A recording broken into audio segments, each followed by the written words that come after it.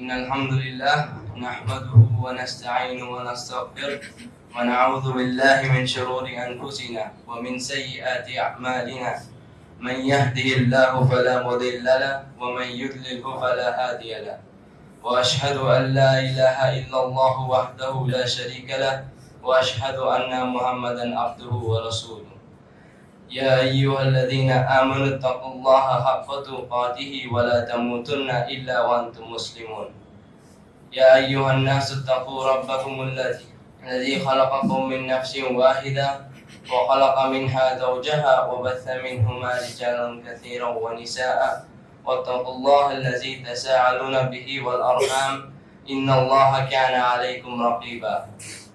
O you who believe, fear Allah the way He is supposed to be feared and do not die unless you are in the state of Islam. The Prophet ﷺ said, Inna min ahabbikum ilay wa aqrabikum minni majlisan yawm al-qiyamati ahasibukum akhlaqa. Those Muslims who I love the most and will be the nearest to me on the day of judgment are those who are the best in character. With this, I introduce the topic of today's khutbah, building bridges of kindness, the importance of akhlaq in our lives. In this short khutbah, I will focus mainly on two things.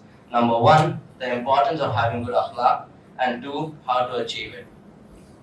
Akhlaq means to have good manners. The Prophet ﷺ said, إِنَّ الْمُؤْمِنُونَ لِيُدْرِكُوا بِحُسْنِ الْخُلُقِ دَرَجَةَ الصَّائِمِ الْقَائِمِ.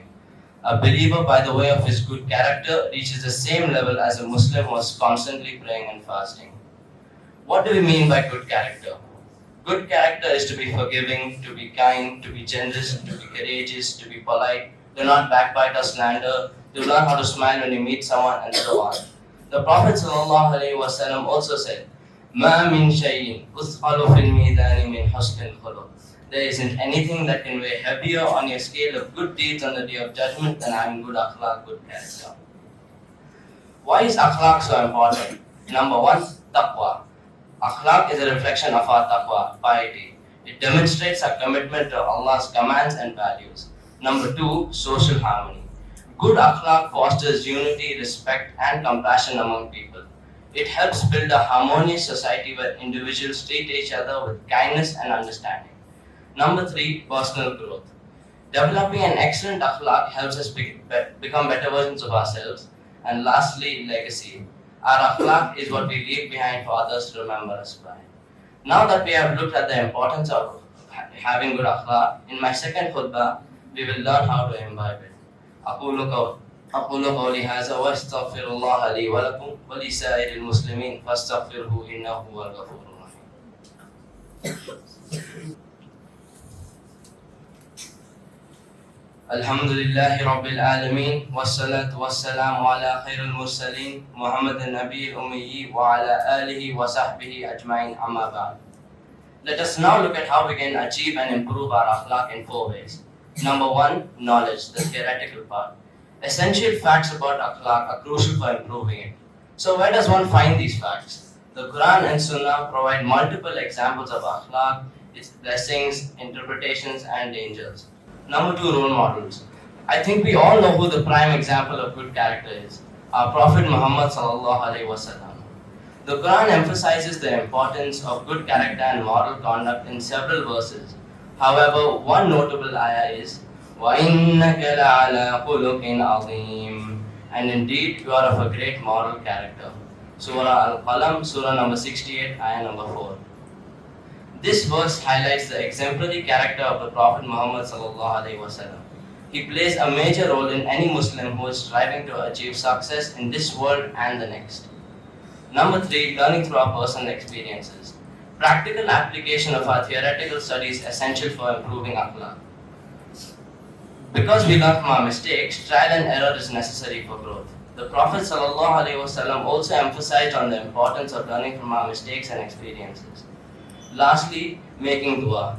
Making dua to Allah subhanahu wa ta'ala is the final tool for improving our akhlaq. The Prophet ﷺ also made a dua for his own akhlaq, indicating the importance of seeking help from Allah. Allah subhanahu wa ta'ala rewards those who master a certain habit through their own efforts rather than those who have been blessed with it. Let me explain. If two people handle the same situation with the same amount of patience, but one is blessed with a calm nature and the other is short-tempered, Allah subhanahu wa ta'ala will reward the short-tempered one more. Why? Even though the two people are doing the same thing outwardly, the person who puts in more effort will be rewarded more. We all know our own strengths and weaknesses, and when we strive to perfect and conquer them, our rewards will be relative to the efforts we have put in. So where do we begin our journey towards a better akhlaq? We can start from today by building bridges of kindness with everyone. And by being kind, I do not mean being nice. See, Islam doesn't want you to only be nice. Islam wants you to be kind, and there's a difference between the two. Being nice is always pleasing others. This makes you a people pleaser. When someone becomes a pleaser, this means that the person lacks their own set of morals and principles. When these people should expect to be heard a lot and walked over most of the time. Being nice is giving someone what they demand, regardless whether it is good for them or not. Kind is performing acts of goodness to others, regardless whether they view it as something that they need or not. So let us be kind to each other. May Allah guide us towards the best of akhlaq, for none can guide us to the best of it apart from Him. Ameen. With this, I conclude my khutbah, ending with the same hadith that I mentioned in the first khutbah. There isn't anything that can weigh heavier on your scale of good deeds on the day of judgment than having good akhlaq, good character. أتل ما أوحي إليك من الكتاب وأقيموا الصلاة إن الصلاة تنهى عن الفحشاء والمنكر ولذكر الله أكبر والله يعلم ما تسمعون وأقيموا الصلاة.